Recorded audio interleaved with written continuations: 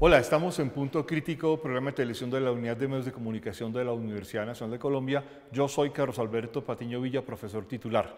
El crecimiento económico del país durante el año 2023 fue de 0,6% de crecimiento del PIB y comparado con lo que se había dado o se había registrado en los años 2021 y 2022, pues supone un decrecimiento bastante notorio que ha generado un debate económico y de política económica muy importante frente a las actuales condiciones del gobierno de Gustavo Petro. Para entender qué está pasando, hemos invitado al doctor José Antonio Campo, quien ha sido ministro de Hacienda en 2 oportunidades en el gobierno nacional, ha sido codirector del Banco de la República, director del Departamento de Planeación Nacional y es uno de los más reputados economistas del país. Profesor Ocampo, muchísimas gracias por estar con nosotros en Punto Crítico. No, muchísimas gracias por la invitación para estar con ustedes. Debo arrancar preguntándole pues, por algo que parece evidente y es cómo asumir el dato que registra el DANE de crecimiento del 0,6% para el año 2023, sobre todo si lo comparamos con los datos previos del año 2021, que se había registrado un crecimiento del 10,8% y el año 2022 de 7,3%. Bueno, la verdad es que, bueno, digamos, yendo hacia atrás, el año 2021 no es representativo porque es la recuperación después de la fuerte caída de la actividad económica durante el COVID. Entonces, olvidemos del año 2021. El año del 2022 fue muy alto, pero fue por una razón básica, y es que la política macroeconómica de Colombia no se ajustó en materia monetaria y fiscal frente a lo que estaba ocurriendo o estaban haciendo otros países latinoamericanos y en realidad el mundo entero. O sea, la política fiscal siguió siendo expansionista, el déficit fiscal llegó a niveles todavía extremadamente altos, el Banco de la República todavía no había comenzado a aumentar las tasas de interés, digamos, eso vino también con un rezago. El resultado de eso fue que tuvimos unos desequilibrios enormes en materia macroeconómica que fueron los que heredó este gobierno. Esos desequilibrios eran, como ya lo mencioné, un déficit fiscal enorme, además acrecentado por el del Fondo de Estabilización de Precios de Combustible por la decisión del gobierno pasado de no ajustar los precios de la gasolina y el ACPM cuando se dispararon a nivel internacional por la invasión de Rusia a Ucrania. Pero afuera de eso, un déficit en cuenta corriente de más del 6% del Producto Interno Bruto, el único año comparable en términos de magnitud de déficit había sido el año 2015, pero con una diferencia esencial. En el 2015 los precios del petróleo habían colapsado, en el 2022 los precios del petróleo estaban altísimos. Por lo tanto, digamos, era absolutamente justificado digamos, que tuviéramos ese déficit en cuenta corriente. Eso era básicamente porque el auge de demanda pues, estaba generando un aumento de importaciones que se reflejaban por un déficit comercial enorme. Y encima de eso, pues vino el efecto de la invasión de Rusia a Ucrania, que fue una aceleración de inflación a nivel mundial. Entonces fueron esos desequilibrios que, digamos, que hubo que comenzar a corregir. Yo creo que la parte responsable del inicio de la administración Petro es que comenzamos a corregir esos desequilibrios. Y todos se han ido corrigiendo. O sea, el déficit fiscal se comenzó a corregir, incluyendo el ajuste de los precios de la gasolina para compensar, pues, o para reducir el déficit del Fondo de Estabilización de Precios de Combustible. El déficit en cuenta corriente pues bajó a niveles bastante moderados, como más o menos del 2,5% del Producto Interno Bruto, y la inflación, pues después de alcanzar un pico, digamos, a comienzos del año pasado, comenzó también a reducirse. Entonces, digamos, todos esos efectos pues se reflejaron en el crecimiento económico, digamos, el menor déficit fiscal, el aumento de las tasas de interés del Banco de la República, todo eso, digamos, generó un retroceso. Y debo decir también el hecho de que los precios de muchos de nuestros productos de exportación que habían aumentado significativamente en el 2022 comenzaron a bajar en el 2023. Entonces fueron las circunstancias que generaron esa desaceleración. La desaceleración estaba esperada por todo el mundo, incluyendo por el gobierno, el Banco de la República. La diferencia era que, digamos, las proyecciones iban, yo diría, entre 1,5% de crecimiento y 2%, pero obviamente no se iba a repetir el dato del 2022, que era absolutamente imposible y era, digamos, el reflejo de unos desequilibrios macroeconómicos enormes. Yo creo que lo que fue un poco negativo fue que en vez de crecer entre el 1,5% y el 2%, pues creció el 0,6%, y además con una gran cantidad de desequilibrios sectoriales, ¿no? O sea, la tasa pues de caída de algunas actividades económicas fue muy fuerte, especialmente la construcción, de la industria manufacturera y del comercio. En el crecimiento del año pasado de 0,6%, según el enfoque del DANE, por ejemplo, en la parte que habla del enfoque de la producción, dice que la administración pública y defensa, los planes de seguridad social de afiliación obligatoria, educación, actividades de atención de la salud humana y de servicios sociales tiene un peso importante. ¿Eso tiene algún significado frente al crecimiento económico, por ejemplo, del sector privado, la industrialización, etcétera? No, realmente no creo que sea uno de los puntos críticos. Digamos, un punto que sí fue crítico el año pasado fue la mala ejecución de la inversión pública. Entonces eso, claro, eso generó una situación fiscal un poco más ajustada, pero por otra parte también generó pues problemas de demanda y algunos sectores, por ejemplo, el sector de la construcción sí depende mucho de la inversión pública, tanto cuando es construcción de vías, por ejemplo, pero también cuando es construcción de vivienda, porque los programas de vivienda social pues están en manos del gobierno. En ese contexto, las actividades financieras y de seguros, ¿qué papel han tenido también en el aporte a este crecimiento? Bueno, el sector financiero como tal pues tuvo un crecimiento, eh, pero digamos, obviamente le tocó pues enfrentar también la coyuntura de altas tasas de interés y de debilitamiento de muchas empresas. Y por lo tanto, digamos, el crédito no podía aumentar, digamos, tanto como venía aumentando previamente. Eso es digamos, un elemento que de alguna manera también contribuyó a la desaceleración. Ahora, también, pues obviamente muchas entidades financieras, empresas financieras tuvieron pues un año más difícil en materia de rentabilidad y de pérdidas, ¿no? De pérdidas pues digamos, préstamos que no son pagados, ¿no? Y eso pues sí ha generado pues generó las pérdidas de algunas entidades del sector financiero. En su columna del periódico El Tiempo de enero 14 de este año, que la denominó Perspectivas y Retos Económicos de 2024, planteaba como uno de los retos más importantes para el país era el tema de la reactivación económica. ¿Cree usted que está dándose una reactivación económica y sobre todo de cara a evitar la afectación de la generación de empleo? Bueno, el tema digamos, de generación de empleo sí se ha venido complicando y por lo tanto requiere algunas políticas de desarrollo productivo que impulsen el crecimiento económico, ¿no?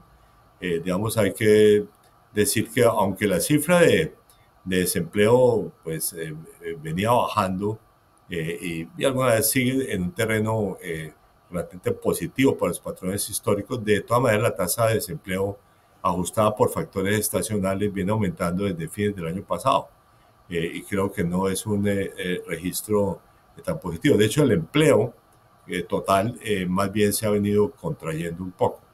Entonces ahí sí hay un problema serio que habrá que resolver, pero básicamente eso es, me parece, una política de desarrollo productivo y una política de reactivación, que es lo que falta adoptar en Colombia. ¿Qué puntos específicos de esa reactivación usted señalaría son necesarios o urgentes para ejecutar por parte del gobierno? Pues a mi juicio, bueno, un elemento de la política de reactivación debe ser la reducción de las tasas de interés, que es una tarea obviamente del Banco de la República. La tasa de interés ya comenzó a bajar, lleva 12 reducciones, pero digamos la política hasta ahora ha sido bastante moderada. Yo creo que tiene que ser un poco más fuerte, y sobre todo con el último dato de inflación que volvió a ser positivo, creo que es una razón para bajar la tasa a un ritmo más rápido. Por el lado del gobierno, me parece que es muy importante, nuevamente el sector de la construcción, que depende mucho de decisiones en materia pues tanto de construcción de vías, por ejemplo, de nuevos proyectos digamos, de, eh, de concesiones viales y por otra parte pues de algunas obras por parte del gobierno directamente, ¿no? Por ejemplo, en vías terciarias, ¿no? Digamos, en materia de construcción, también un programa de vivienda de interés social. Yo, de hecho, he propuesto que se aumente el tamaño del programa de vivienda de interés social para contribuir a la reactivación. Ahora, la baja tasa de interés también va a generar un efecto positivo sobre la vivienda que no es subsidiada, ¿no? Eso pues tendremos que verlo, digamos, qué tan fuerte es ese efecto en la práctica. Dos puntos que son muy, digamos, interesantes, y es que por un lado el Banco de la República, que es de alguna manera independiente del gobierno, ha sido muy cauteloso con el manejo de las tasas de interés. ¿Esa cautela es una cautela que usted calificaría adecuada o cree que le falta algo más de riesgo al Banco de la República? Bueno, no es de riesgo, es de responder a la baja de la inflación, que ya se ha logrado.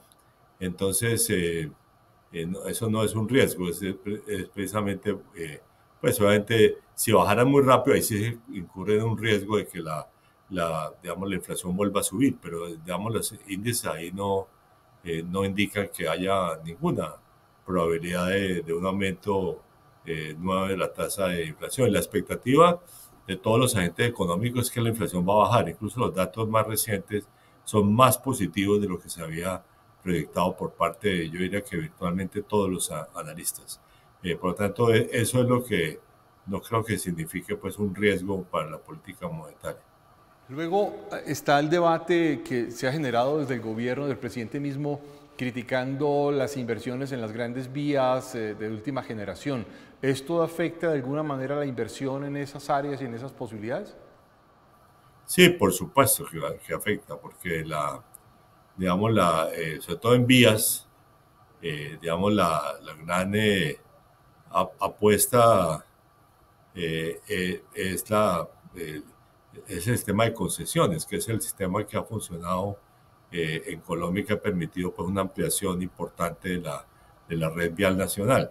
Pero eso requiere pues, un compromiso con el sistema de concesiones y ahí pues, ha habido críticas y acciones del gobierno que no son positivas. Pues una de ellas es la decisión del presidente de no aumentar los peajes el año pasado, que es una decisión que en principio se va a revertir, pero todavía pues no se ha hecho, ¿no? Y por otra parte, pues todas esas críticas al sistema de concesiones, que todavía es un tema bastante pendiente por parte del gobierno, digamos, reafirmar su compromiso con el sistema de concesiones y con las reglas del sistema de concesiones. Por ejemplo, la crítica del presidente a las llamadas vigencias futuras, que son los compromisos de pago del gobierno a estos proyectos a medida que van avanzando para compensar los aportes digamos, que ha hecho el sector privado que no tienen posibilidad de retorno, ¿no?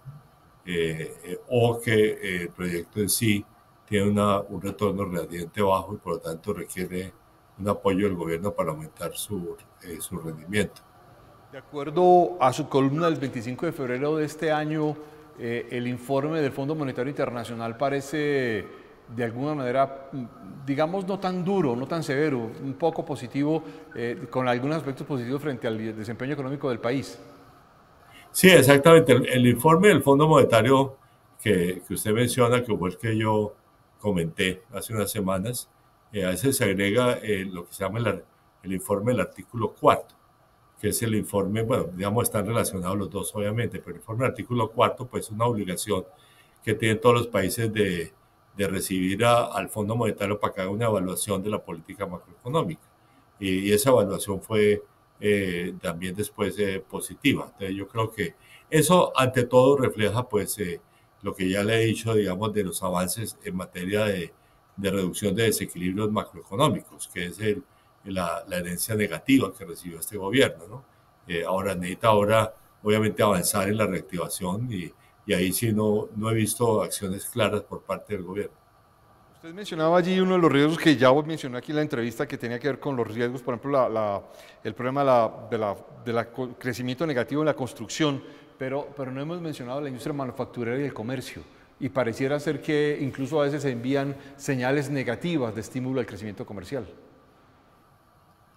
Sí, bueno, de esas, de alguna manera, digamos, el comercio puede decirse es una actividad relacionada con otra. O sea, mientras haya una reducción de demanda, pues el comercio no le va a ir bien, ¿no es cierto? Entonces ahí, digamos, habrá que ver digamos, ver los efectos positivos que va a tener si la economía se reactiva.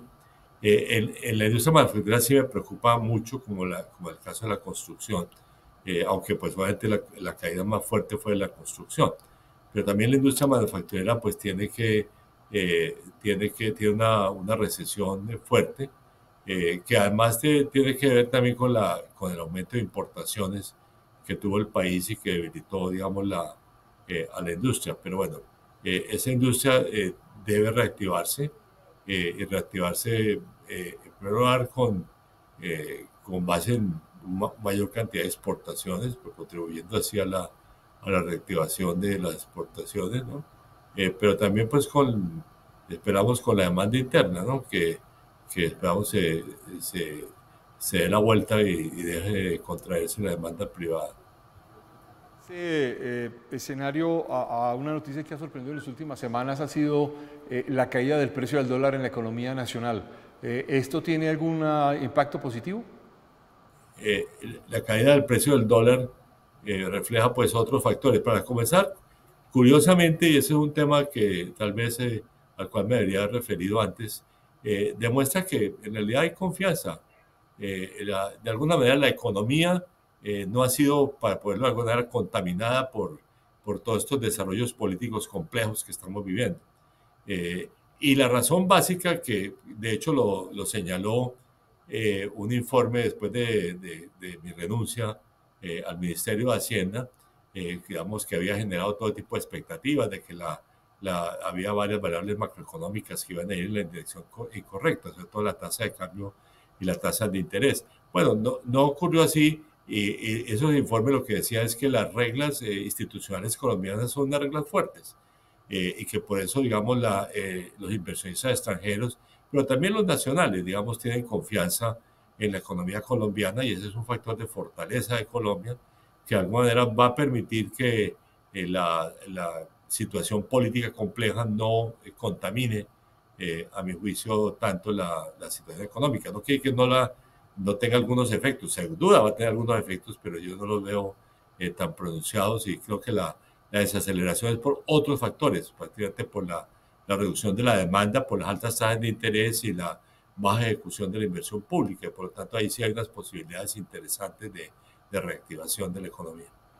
Hartado con eso, los informes de este fin de semana frente a la intervención de las EPS, algunos analistas decían que podría espantar parte de la inversión extranjera directa en el país porque se podría tratar de una especie de expropiación. ¿Usted lo ve así?